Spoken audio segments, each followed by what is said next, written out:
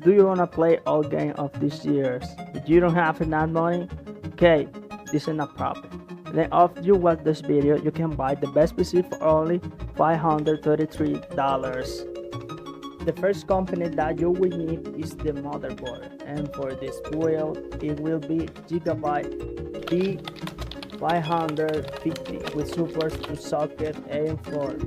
This is the price. The second component is CPU Ryzen 5 5500 with 6 cores and 12 threads. It's very nice for you can run all games. This is the price. And for it work this setup, we're going to need RAMs. For this PC, it will be this with 16 GB, velocity of 3200 MHz. Okay, only we need 2 components more. The next is SSD of 1 TB.